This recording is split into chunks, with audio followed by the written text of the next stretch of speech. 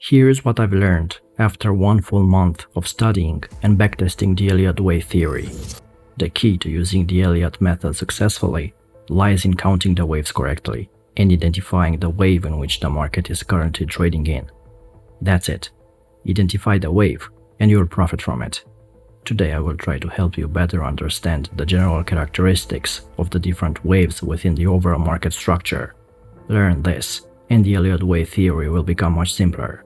Before we begin, if you want more videos more often, please drop a like to help us with YouTube algorithm and turn on the bell so you don't miss when new videos are released. One of the key points within the Elliott Wave theory is the concept of the fractal nature of the markets. This means price patterns repeat themselves over and over again on all time frames.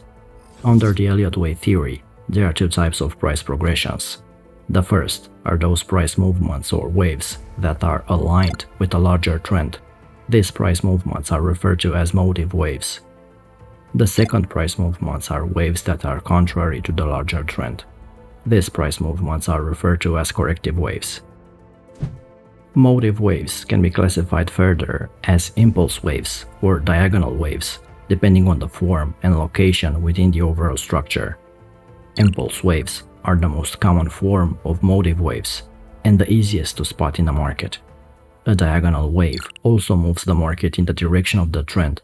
The difference is that the diagonal wave looks like a wedge, either expanding or contracting. Corrective waves are generally classified as either flat structures, zigzag structures, triangle structures, or double or triple combinations. The basic form of the entire Elliott wave sequence is comprised of 5 waves that make up the motive wave, which are labeled waves 1 through 5. Following the completion of wave 5 within the motive sequence, the market will develop into a 3-wave retracement that moves contrary to this motive wave sequence. This retracement move consists of 3 waves, labeled as waves A, B, and C. If you're just starting, there are only 3 unbreakable rules as it relates to the Elliott wave principle. The first rule is that wave 2 cannot retrace more than 100% of wave 1. The second rule is that wave 4 cannot move into the territory of wave 1. And finally, wave 3 cannot be the shortest wave amongst wave 1, 3, and 5. So like I said in the beginning of the video, if you learn to recognize the current wave of the market, you will be ahead of most traders. Now let me share the characteristics of the various waves within the Elliott wave structure in the context of a bull market. Pay attention to each description, and by the end of this video, Elliott wave theory will no longer appear complicated. Wave 1 begins the impulse sequence. During this wave, price begins to bounce higher after a long sustained downtrend. The sentiment in the market is very bearish at the start of wave 1. As wave 1 moves higher, most people see this upside price movement as just a bear market rally, and many investors and traders consider wave 1 as a good opportunity to initiate a new short position or add to their existing short positions. Wave 1 is generally the least predictive wave within the entire Elliott wave structure. There is really no way to know how long the wave will last. However, at some point, it will become clearly apparent that the wave 1 has ended as a significant swing high is reached, and prices begin to move lower in a bearish direction once again. Wave 1 generally subdivides into 5 smaller waves and can sometimes appear as a leading diagonal structure. After wave 1 completes, the next one in the sequence will be wave 2. Wave 2 will move counter to wave 1 and will retrace a large portion of wave 1. Often, wave 2 will retrace wave 1 by either a 50% retracement, a 61% retracement, or even a 78 retracement. During wave 2, investors and traders begin to feel assured once again that the downtrend has continued. However, the market will fail to break below the wave 1 low. Remember one of the unbreakable rules within the Elliott wave theory, which is wave 2 cannot retrace below the start of wave 1. Informed traders will begin to recognize this pattern and start a position to the long side of the market. Wave 2 will generally take the form of a zigzag correction or a flat correction. In either case, the retracement will be fairly deep. Additionally, since wave 2 is a corrective structure, It will develop as an ABC pattern comprised of 3 waves. Wave 3 offers the largest potential for profit, as it's usually the biggest and the most powerful wave within the overall Elliott Wave structure. The psychology of traders during Wave 3 is generally one of growing optimism.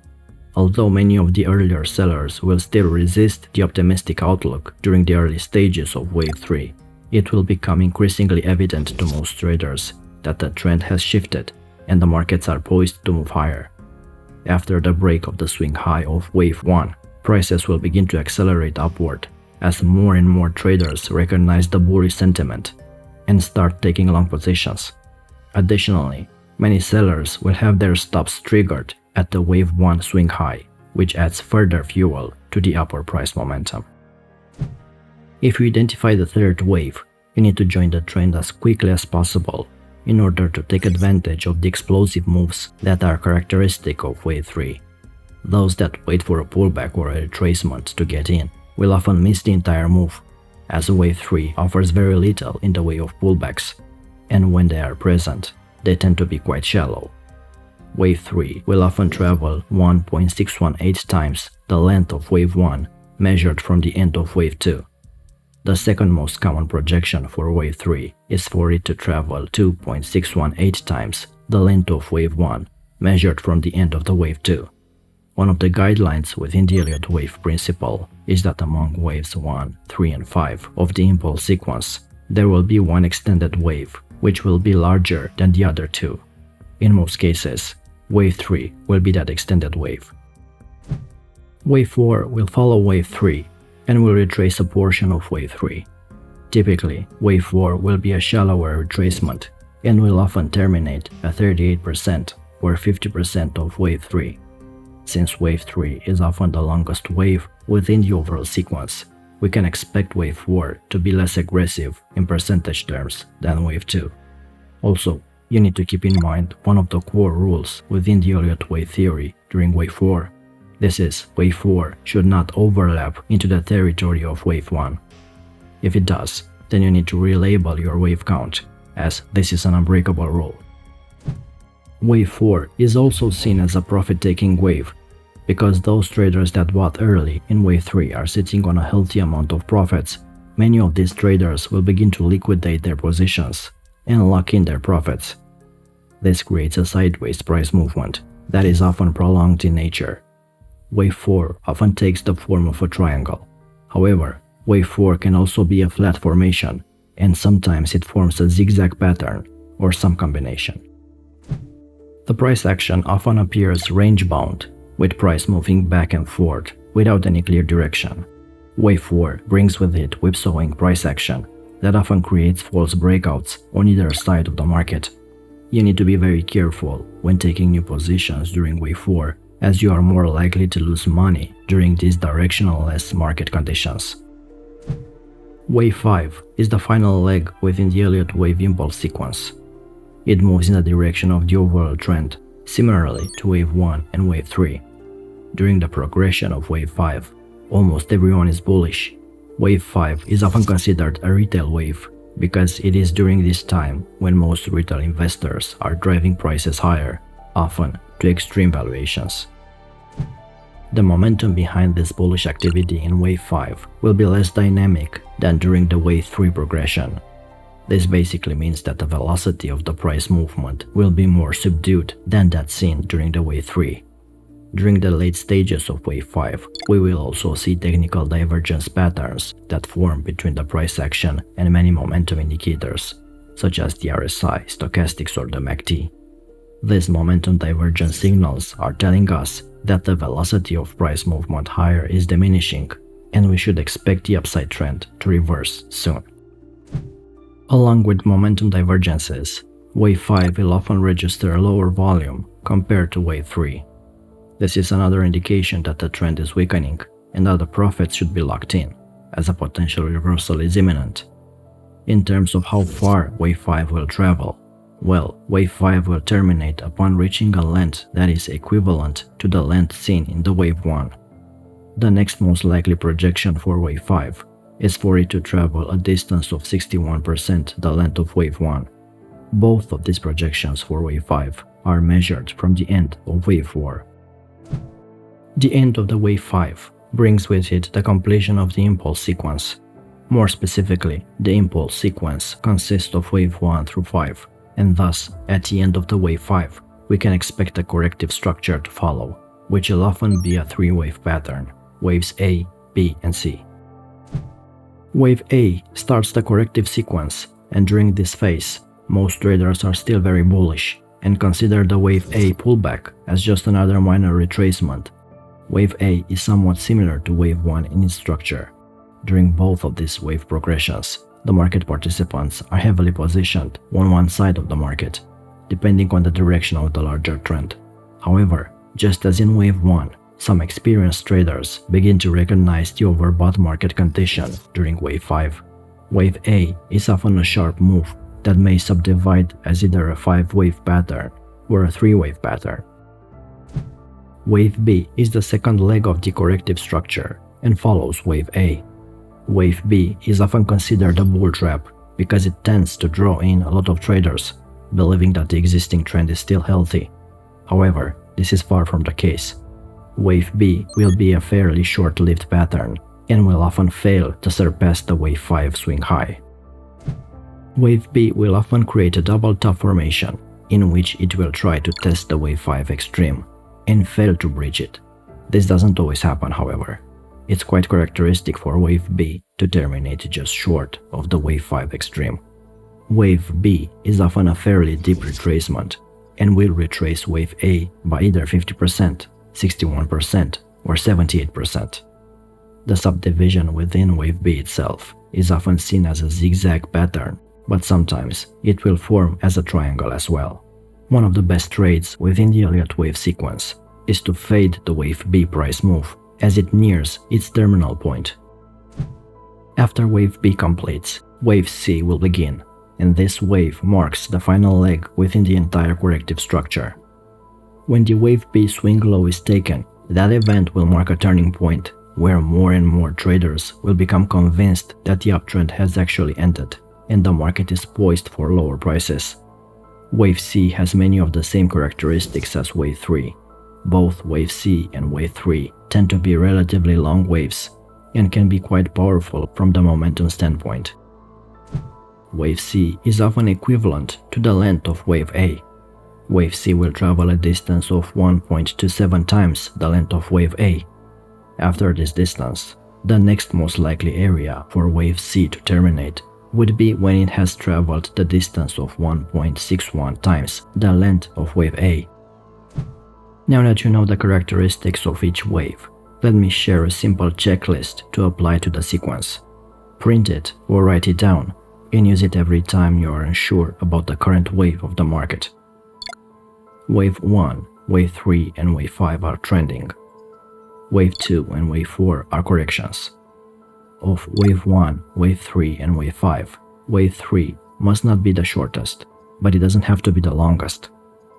Wave 2 can retrace up to 99% of Wave 1. Wave 4 should not go into the price area of Wave 2. Wave 4 never enters the price territory of Wave 1.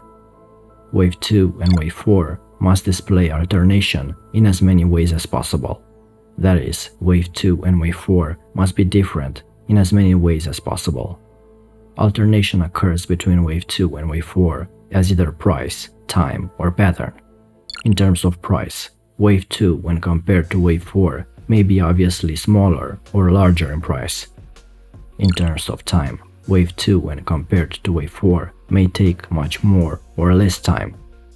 And in terms of pattern, Wave 2 may be a simple ABC, Wave 4 could be a more complex ABC or even a triangle. Or Wave 2 could be a flat formation and Wave 4 could be a zigzag or vice versa.